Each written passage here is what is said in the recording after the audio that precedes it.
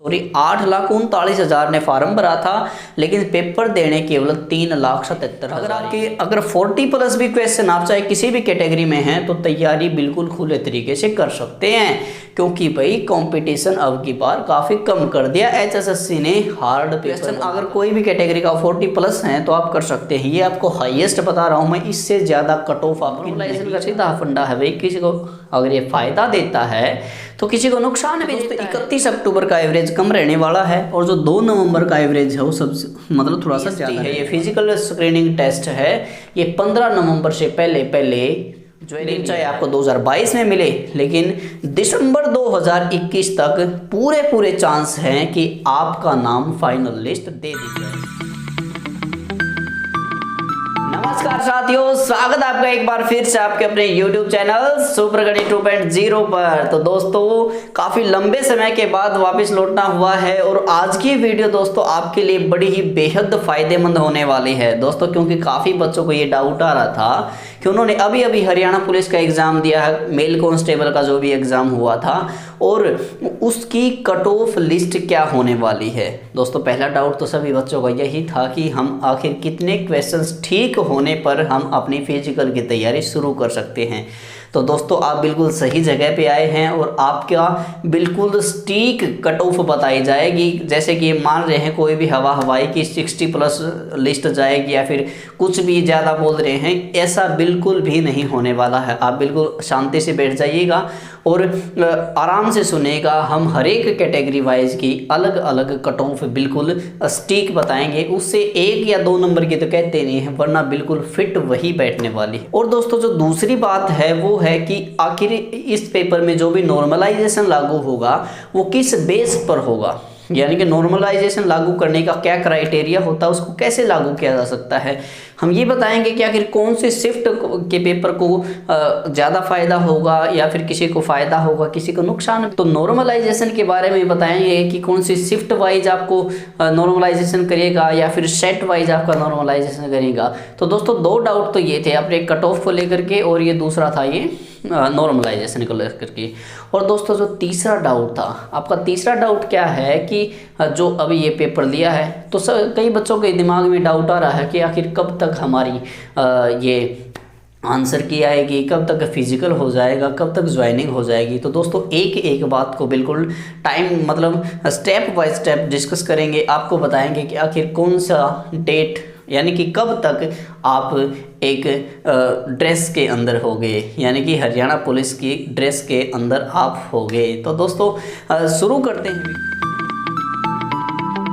सबसे पहले दोस्तों हम आपको बता देते हैं कि जो ये नॉर्मलाइजेशन है, सबसे पहले हम आपको सामने डिस्कस करते हैं कि आखिर नॉर्मलाइजेशन किस बेस पर लागू किया जाएगा। तो दोस्तों नॉर्मलाइजेशन लागू करने का एक क्राइटेरिया आपको बता देता हूँ। ये दोस्तों किया जाता है, वैसे तो किया जाता है शिफ्ट वाइज, लेकिन आपको पता है कि अब की बार प्रत्येक शिफ्ट में लगभग 4 सेट आए हैं, यानी कि एक शिफ्ट में 4 सेट आए थे। तो दोस्तों ये पेपर में नॉर्मलाइजेशन होगा वो शिफ्ट वाइज नहीं होगा, यानी कि इस शिफ्ट के ऊपर ये लगा देंगे, दूसरी पे ये, तीसरी पे ये, ऐसा बिल्कुल भी नहीं होने वाला है। तो दोस्तों ये जो पेपर होगा आपका ये होगा सेट वाइज, यानी कि पहली शिफ्ट में आपके 4 पेपर थे, दूसरी शिफ्ट में भी आपके 4 पेपर थे, तीसरी शिफ्ट, टोटल 6 शिफ्ट हुई हैं दोस्तों आपकी, 3 4 5 6, और सब में कितने पेपर थे आपके 4 पेपर थे।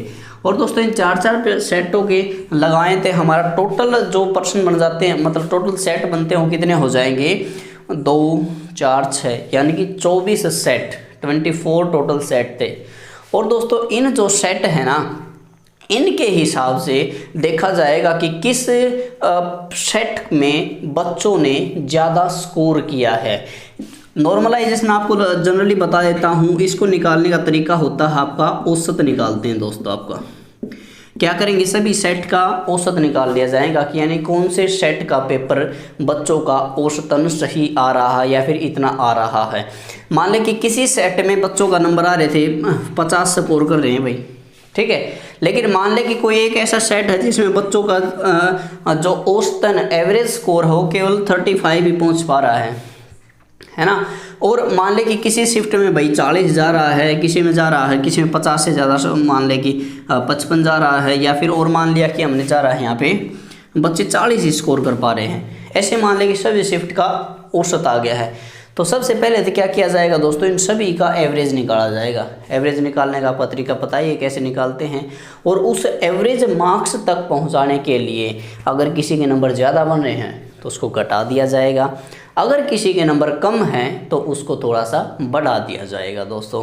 इस तरह से आपका नॉर्मलाइजेशन लागू होता है। ये ऐसे नहीं होता कि किसी भी शिफ्ट को मतलब आसान और टफ देखने का इनका क्राइटेरिया यही होता है कि बच्चों के जो नंबर्स होते हैं उनका एवरेज निकाला जाता है। मान लीजिए कि एक शिफ्ट में बच्चे का एवरेज ज़्यादा आ रहा है और अगली जो सेट है उसमें बच्चों का एवरेज कम आ रहा है, इसका मतलब वो पेपर टफ था, इसलिए जो बच्चे हैं उन्होंने कम स्कोर पर कर पाए हैं। इसलिए दोनों को मिलाकर ये क्या किया जाएगा, उन ज़्यादा वाले से थोड़ा सा ले लिया जाएगा और कम वालों को थोड़ा सा दे दिया जाएगा। बस सिंपल सा फंडा यही है। तो दोस्तों नॉर्मलाइजेशन में यही होता है कि हाँ, एक मेन बात क्या थी कि अब के बाद नॉर्मलाइजेशन शिफ्ट वाइज नहीं सेट वाइज होने वाला है। अलग अलग सेट आए थे, लगभग क्या पूरे 24 सेट आए हैं आपके पेपर्स के। तो दोस्तों सेट वाइज होगा, आपका ये डाउट क्लियर हो गया। और दूसरा आपने ये भी देख लिया होगा कि कौन सा सेट ये तो आप बड़े अच्छे से जानते ही होंगे कि कौन सी शिफ्ट ज़्यादा हार्ड आई है। दोस्तों मेरे हिसाब से लग रहा है कि जो लगभग पेपर 31 नवंबर को हुआ था, पेपर एक तो 31 नवंबर को हुआ, ये दो शिफ्ट हुई आपकी, सॉरी 31 नवंबर नहीं 31 अक्टूबर को, ये एक शिफ्ट हुई है 1 नवंबर को, और ये तो दोस्तों हुई है 2 नवंबर को।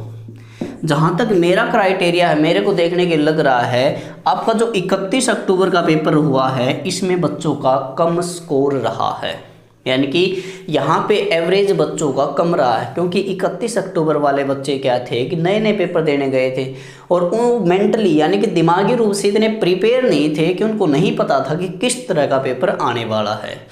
तो दोस्तों 31 अक्टूबर का एवरेज कम रहने वाला है और जो 2 नवंबर का एवरेज है वो सबसे मतलब थोड़ा सा ज़्यादा रहने वाला है। तो थोड़ा सा ध्यान रखिएगा, जो 2 नवंबर वाले हैं उसको थोड़ा सा 1 आध नंबर का नुकसान हो सकता है और 31 अक्टूबर वालों का थोड़ा सा फ़ायदा हो सकता है। 1 नवंबर वाले लगभग मॉडरेट रहेंगे। और पेपर का लेवल भी टफ, मतलब अब की बार लेवल तो लगभग सेम ही दिया गया क्वेश्चंस का। ये नहीं कि एक में हरियाणा जी की डाल दी सारी, एक में सारी नेशनल जी की डाल दी, ऐसा तो बिल्कुल भी नहीं हुआ है। और हरियाणा जीके का हाल देख कर तो आपको पता ही है अब की बार क्या हुआ है। तो दोस्तों इस तरह से दिया जाएगा। तो 31 अक्टूबर वाले थोड़ा सा खुश हो सकते हैं कि उनको 1 आध नंबर मिलेगा, और 2 नवंबर वाले थोड़ा सा, ज़्यादा नहीं बिल्कुल थोड़ा सा उनको नंबर कट सकते हैं। तो दोस्तों अब हम डिस्कस करते हैं हमारी जो ये पेपर कट ऑफ क्या रहने वाली है। दोस्तों इसमें भी हम आपके सामने फैक्ट डिस्कस करेंगे कि किस फैक्ट के आधार पर हम बता रहे हैं कि ये आपकी कट ऑफ रहने वाली है। तो आइए दोस्तों, तो देखिए दोस्तों, हम है ना सबसे पहले आपको सारे लॉजिक बता देते हैं कि 2018 वाली भर्ती में क्या फ़र्क था और 2021 वाली भर्ती में क्या फ़र्क था। उसी के हिसाब से तो हम हमारी जो ये कट ऑफ है इसके ऊपर पहुंचेगा ना। तो दोस्तों आपको जनरली बता दूं कि आज ही मैं वेट कर रहा था कि अखबार में जो कुछ अच्छी सी न्यूज़ आए उसी के हिसाब से आपकी कट ऑफ लिस्ट बनाई जाए। तो दोस्तों आई है। सबसे पहली बात तो क्या थी कि आज जो अब ये पेपर हुआ है इसमें बच्चों की प्रेजेंस केवल 40% थी, यानी कि टोटल 100% बच्चों में से केवल 40% ही पेपर देने गए थे। और यहाँ पे 2018 वाले में दोस्तों लगभग 75% बच्चों की क्या थी, प्रेजेंस थी। देख लीजिए 2021 में लगभग 8,39,000 ने फार्म भरा था, लेकिन पेपर देने केवल 3,77,000 ही गए थे। तो आप देख सकते हैं दोस्तों कितने बच्चे तो पेपर देने ही नहीं गए। इसके पीछे 2 लॉजिक हो सकते हैं। एक तो हो सकता है कि बच्चों का पेपर काफ़ी दूर आया हुआ था, और दूसरा जो कारण हो सकता है वो हो सकता है दोस्तों पेपर का टफ लेवल, क्योंकि बच्चे तो ये मान के चल रहे थे कि आसान सा पेपर आएगा वो कर देंगे, मतलब हरियाणा जीके आ जाएगी 20-25 नंबर की। तो बच्चे तो लगभग हरियाणा जीके को ही तैयार करके गए हुए थे कि यही हमारा बेड़ा पार करवा देगी। लेकिन जब इस बच्चों ने 31 तारीख के पेपर का हाल देखा तो कुछ बच्चे तो यही सोच करके नहीं गए कि पेपर होना ही नहीं, इसलिए हम जाएंगे। तो दोस्तों आपको बता दूं कि 2018 में लगभग 75% प्रेजेंस थी बच्चों की, और 2021 में 40% प्रेजेंस थी। तो दोस्तों आप देख सकते हैं 2018 में जो कट ऑफ लिस्ट गई थी, स्टार्टिंग वाली कट ऑफ लिस्ट गई थी वो जनरल की गई थी दोस्तों 53 नंबर के ऊपर, यानी कि ये 2018 की बता रहा हूँ दोस्तों आपको, 2018 की 53 नंबर के ऊपर गई थी जनरल की, बाकी सब की तो इससे नीचे ही गई होगी ना। तो हाईएस्ट 2018 की 53 गई थी। तो आप सोच सकते हैं दोस्तों 2021 में आपकी कट ऑफ लिस्ट क्या जानी चाहिए, सोचने की बात है, जहाँ पे इतना लेवल कम हो गया। और पेपर तो ये मान लीजिए कि उससे 2 गुना ज़्यादा मुश्किल था, यानी कि जितना हार्ड पेपर 2018 में आया था उसका डबल हार्ड पेपर कब आया है, 2021 में आया है। क्योंकि इसमें हरियाणा जीके पूरी तरह से पूछी गई थी, लगभग 15 से 20 नंबर की तो पूछी गई थी। तो दोस्तों इसमें एक भी क्वेश्चन हरियाणा जीके का नहीं था। जो पेपर का कट ऑफ लिस्ट बढ़ाते या घटाते डिपेंड करता है हरियाणा वाले बच्चों के लिए केवल और केवल हरियाणा जीके के ऊपर, क्योंकि बच्चों सभी बच्चों की हरियाणा में उसके ऊपर कमांड होती है और वो एक बार दी ही नहीं गई। तो दोस्तों जहाँ तक मेरा अनुमान है, मतलब जितने भी क्राइटेरिया लगाए हैं वहाँ से मैंने देखे हैं, तो यहाँ पे जो कट ऑफ लिस्ट होने वाली है दोस्तों, अगर 2018 में 53 थी तो यहाँ पे आप मान लीजिए कि अगर आपके 45 प्लस क्वेश्चन भी सही हैं,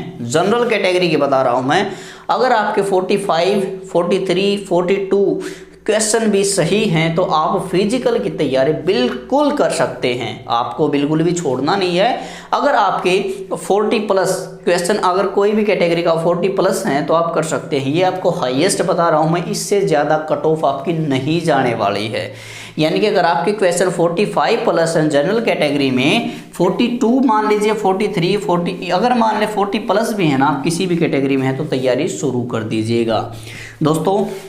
हाँ, एक और बात बता दूं, मैं आपको नंबर नहीं बता रहे हैं, ये बता रहे हैं आपको क्वेश्चंस नंबर। यानी कि अगर आपके इतने क्वेश्चन ठीक हैं तो आप भले ही पेपर की तैयारी बिल्कुल खुले तरीके से फिजिकल की तैयारी कर सकते हैं। पेपर तो आपने किया ही अभी दोस्तों। जो जनरल कैटेगरी का तो हो गया, क्योंकि इतना तो फर्क आएगा ही भी, इतना तो क्वेश्चन में फर्क था ही, क्योंकि इतने आसान क्वेश्चन दे रखे थे भाई 2018 में, और बच्चों की प्रेजेंस भी देखी जाती है दोस्तों। आगे जो EWS और BCB है, इनकी कट ऑफ दोस्तों बिल्कुल सेम रहने वाली है।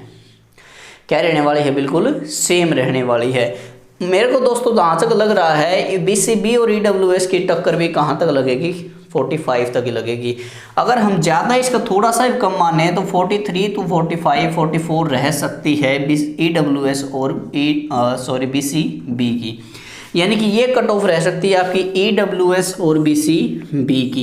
और जनरल कैटेगरी की भी दोस्तों आप है ना, मेरे को अच्छा नहीं लग रहा है 45, यहाँ पे आप 43 to 42 ही मान के चलिए, क्योंकि ना जनरल कैटेगरी की EWS और BCB से थोड़ी सी हल्की रहने वाली है, क्योंकि ये जो रिजर्वेशन के कारण। ठीक है, कितनी रहने वाली है? 42 प्लस मान के चलिए। EWS और BC की मान के चलिए दोस्तों आप 30, 43, 44 के प्लस हैं या फिर इसके प्लस हैं, तो आप फिजिकल की तैयारी बिल्कुल कर सकते हैं दोस्तों। BCA की होने वाली है आपकी 40 प्लस। अगर आपके 40 प्लस भी क्वेश्चन सही हैं तो BCA की कर सकते हैं। SC के दोस्तों सबसे कम ही होती है इनकी, सबसे कम तो नहीं, इसका मान सकते हो आप 38 क्वेश्चन से प्लस हैं। तो आप अगर SC कैटेगरी में बिलोंग करते हैं तो आप भाई तैयारी कर दीजिए, आप वेट किसका कर रहे हैं। और दोस्तों रही एक्स सर्विसमैन की, तो इनकी लिस्ट तो 30 प्लस पे भी आ जाएगी। तो दोस्तों ये पूरे क्राइटेरिया लगाए गए हैं 2018 और 21 को देख करके। कितने बच्चे ज़्यादा थे, मतलब वहाँ पे 75% प्रेजेंस थी, लेकिन यहाँ पे 40% ही प्रेजेंस थी। तो दोस्तों एक और बात, जो मतलब 400 बच्चों तो आप में से निकल चुके हैं, यानी कि वो 400 बच्चे जो लिस्ट SI में हो चुका है जिसका सिलेक्शन, वो तो अब जाएगा नहीं फिजिकल देने के लिए कांस्टेबल का। यानी कि 400 बच्चों ने तो आपका कंपटीशन बिल्कुल ख़त्म कर दिया है, वो तो निकल गए हैं, कंपटीशन तो वही बनाने वाले थे। तो दोस्तों वो बच्चे तो निकल चुके हैं आप में से, अब कंपटीशन काफ़ी कम हो चुका है उनको देख करके। और बिल्कुल भी कम मत मानना, क्योंकि हरियाणा के बच्चे अभी पढ़ते बहुत हैं। तो दोस्तों ये आपकी कट ऑफ लिस्ट होने वाली है, अनुमानित ये बिल्कुल स्टिक है, इससे 1-2 नंबर ऊपर नीचे की बोल नहीं रहा है, वरना इसके आर पार की लड़ाई हो जाने वाली है दोस्तों। इससे ज़्यादा लिस्ट आपकी नहीं जाने वाली है दोस्तों। अगली बात मैं बता दूं कि अगर